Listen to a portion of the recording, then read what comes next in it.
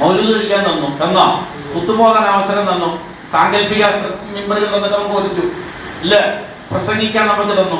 1ാം ക്ലാസ്സിൽ പഠിപ്പിക്കാൻ ഏത് ഉസ്താദ് നമുക്ക് പ്രാക്ടീസ് തന്നെ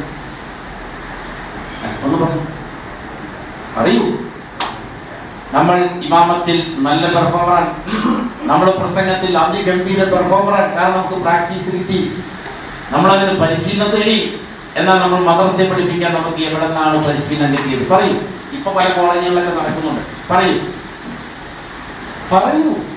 ഡ്രൈവിംഗ് സ്കൂളിൽ പഠിച്ച രീതിയിലാണ് നമ്മൾ സനത് വാങ്ങി തിരിച്ചു വരുന്നത്. ഇമാമത്ത് നിൽക്കാൻ നമുക്കറിയാം, ഒരു കുഴപ്പമില്ല, പരിശീലനമുണ്ട്. ഇമാമത്തിൽ നമ്മൾ ടെസ്റ്റ് നടത്തി, കുഴപ്പമില്ല, വിജയിച്ചു. പ്രസംഗത്തിൽ നമ്മൾ ടെസ്റ്റ് നടത്തി, വിജയിച്ചു.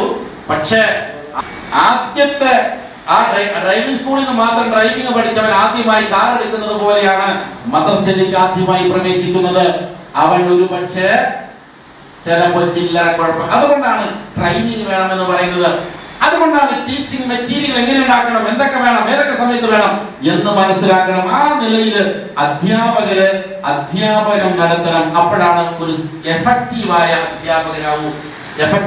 അധ്യാപകനാകുമ്പോൾ മാത്രമാണ് അത് കുട്ടികൾക്ക് ഗുണപ്പെടുകയുള്ളൂ.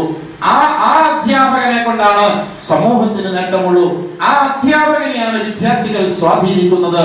ആ അധ്യാപകനിലൂടെ ആ കുട്ടികൾക്ക് നന്മയുടെ വഴികൾ കണ്ടെത്താൻ സാധിക്കും. അതായിരിക്കണം ഒരു അധ്യാപകൻ.